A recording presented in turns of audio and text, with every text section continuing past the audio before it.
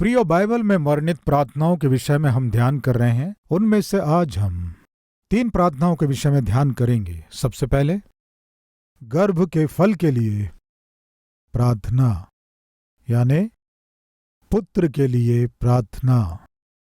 दूसरा, पुत्र के परवरिश के विषय में प्रार्थना।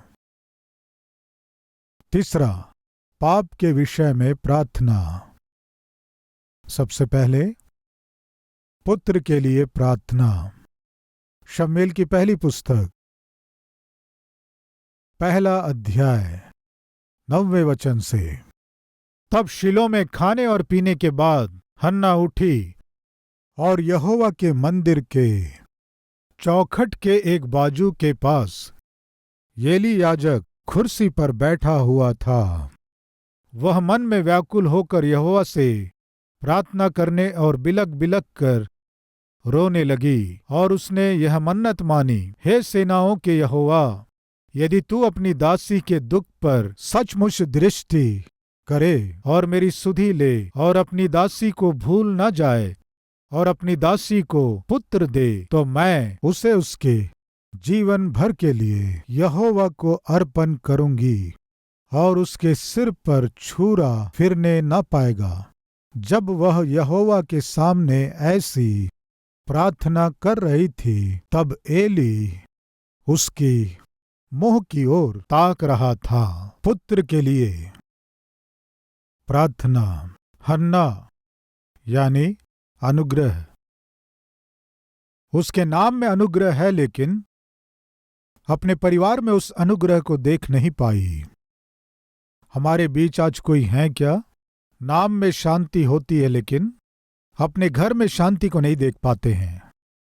नाम में संतोष होता है, लेकिन उनके जीवन में या अपने परिवार में संतोष को ना देख पाने वाले।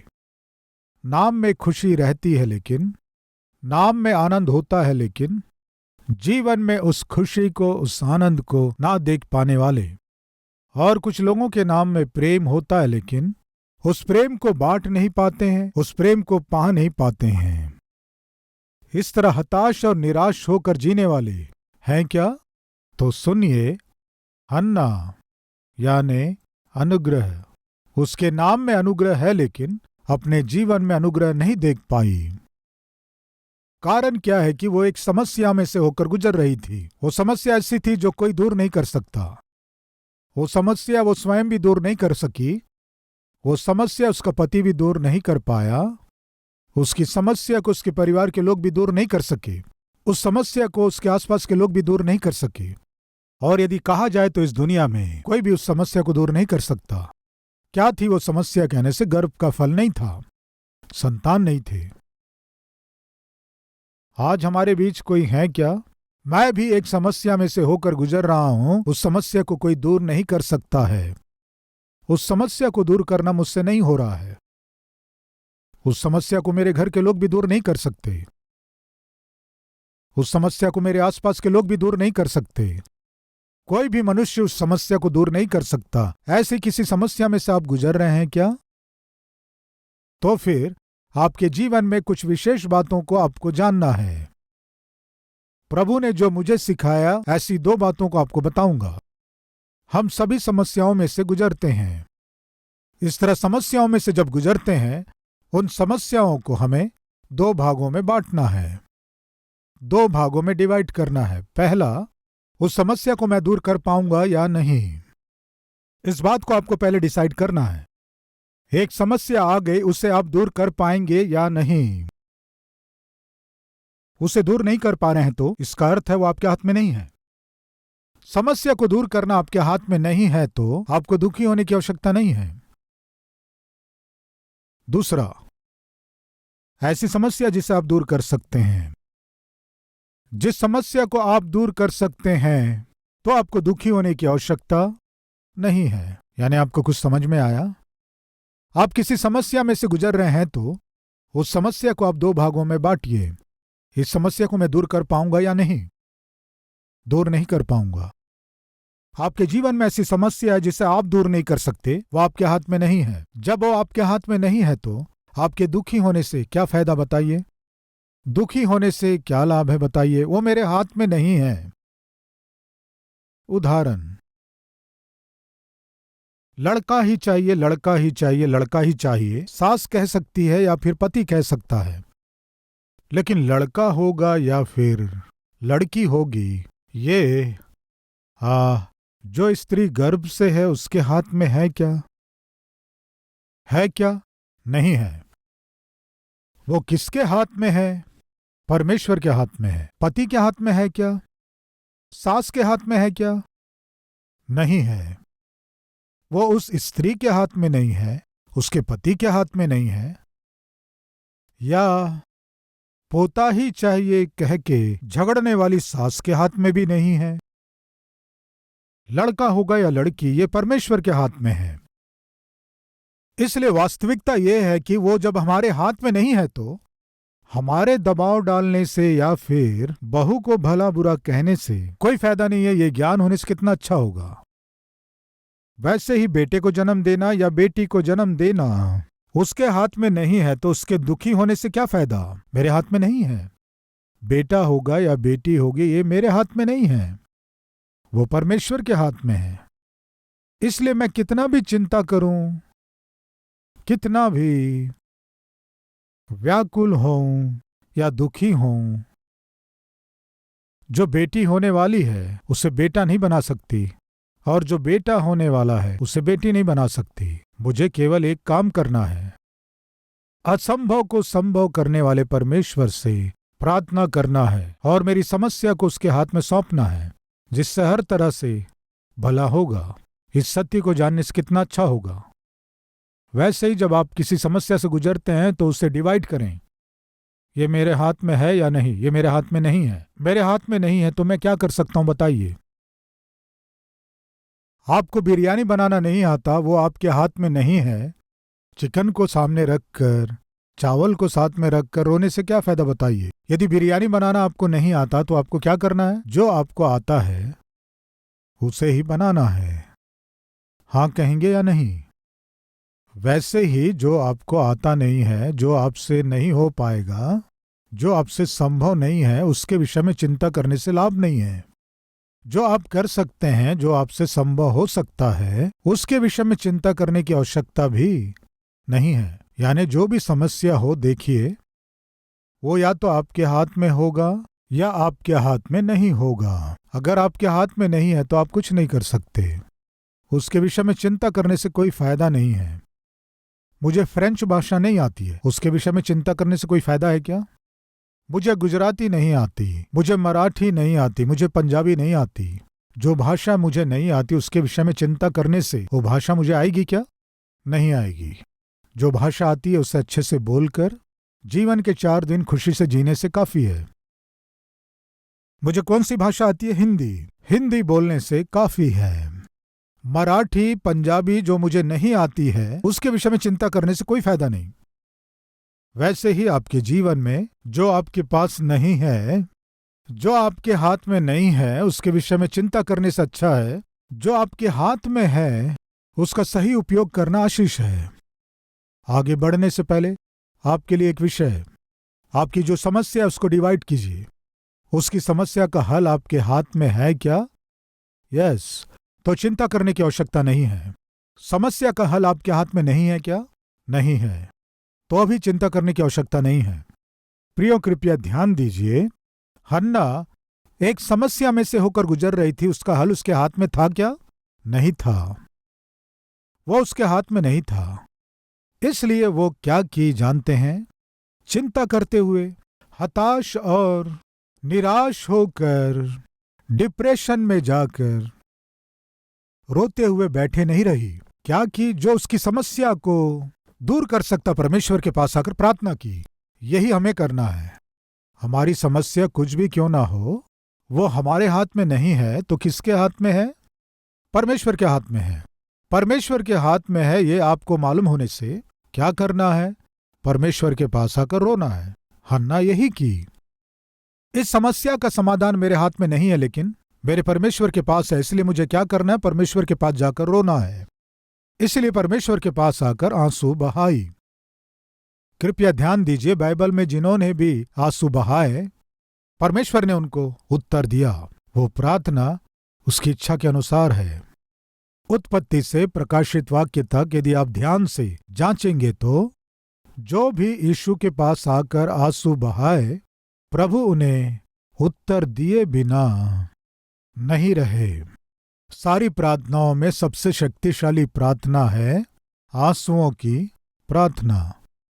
आपके बच्चे भी आकर कुछ चाहिए कह के मांगते हैं, आप नहीं देते हैं, मैं नहीं दूंगा। फिर मांगते हैं, नहीं मिलेगा। फिर मांगते हैं, नहीं मिलेगा। वो जैसे ही थोड़ा आंखों से आंसू बहाना शुरू करता है, आप क्या करते हैं?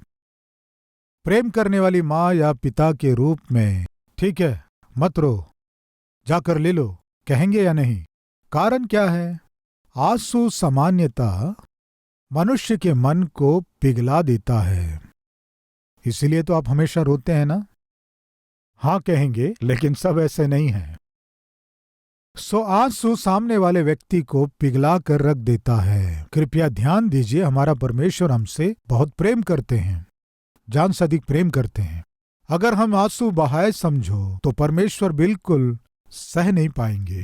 ये सोचकर वचन के विपरीत आप परमेश्वर के पास आकर रोएंगे तो उसका उत्तर आपको बिल्कुल नहीं मिलेगा। हन्ना आकर आंसुओं के साथ प्रार्थना की, बिलक बिलक कर प्रार्थना की। उस प्रार्थना का उत्तर वो पाली। कैसा उत्तर पाई जानते हैं? एक उत्तम उत्तर को पाई। शमूएल नाम के अद्भुत पुत्र को वो प्रार्थना के प्रतिफल में पा सकी।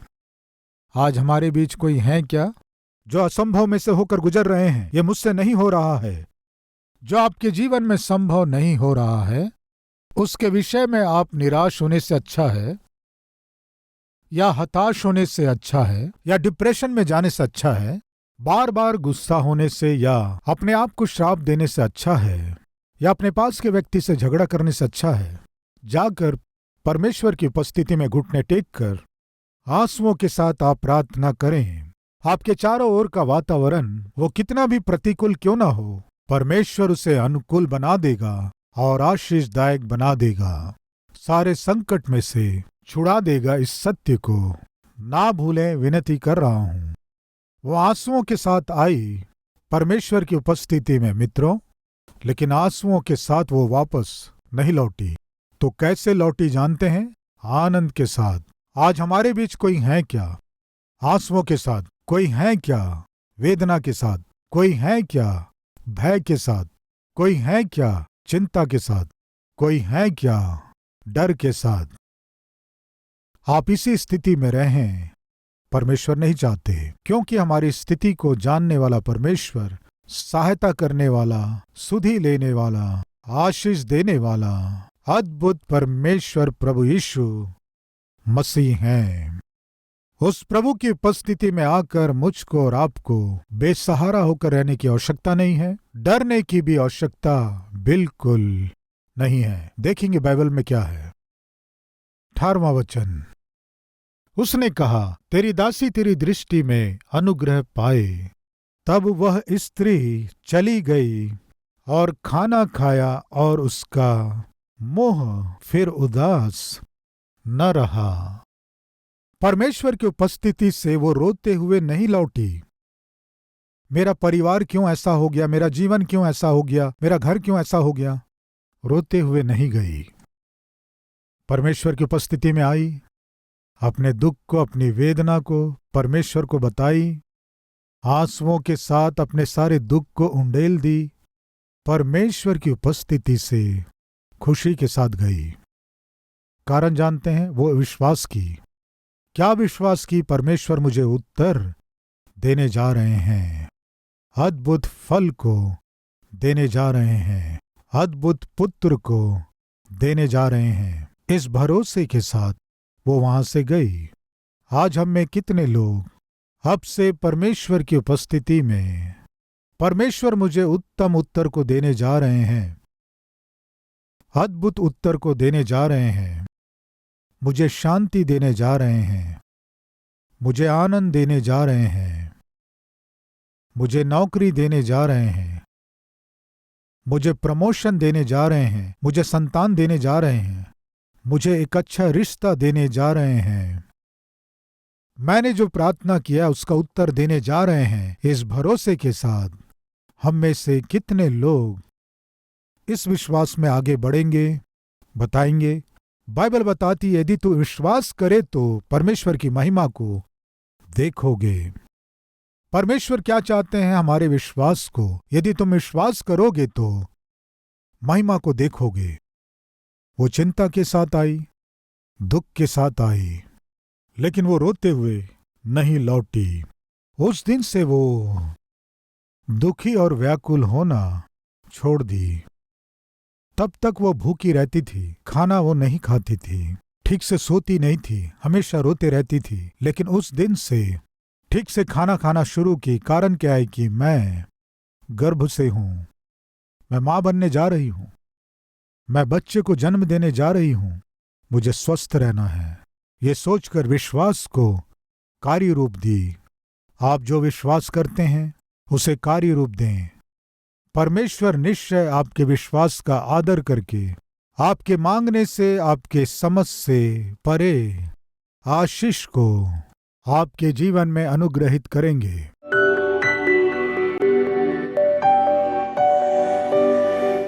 पवित्र परमेश्वर पिता, आपकी उपस्थिति में आपके बच्चे जो प्रार्थना कर रहे हैं उनको दर्शन दीजिए। आपके सिवा हमारा कौन है पिता, जिनसे हम अपने दुखों को बताएं, जिनसे हम अपनी चिंताओं को बताएं, हमारे कष्टों को बताने के लिए तेरे सिवा हमारा कौन है पिता। पिता के पास आकर जैसे बच्चे कहते हैं वैसे ही तेरे बच्चे अपने दुख मुसीबतों को, रोगों को, बीमारियों को आपसे कह रहे हैं पिता सुनिए पिता। उस दिन हन्ना की प्रार्थना सुनकर उत्तम उत्तर जैसे दिए वैसे हमें भी दीजिए। अब से हम तेरे लिए जी सके ऐसा सौभाग्य हमें दीजिए। यीशु मसीह के नाम से मांगते हैं पिता, आमीन। प्रियो, इस संदेश के द्वारा आप आशीष पाएं तो और भी लोगों को शेयर कीजिए, लाइक कीजिए और एक कमेंट कीजिए। कल फिर से इसी समय मॉर्निंग डिवोशन में मिलेंगे। शलोम।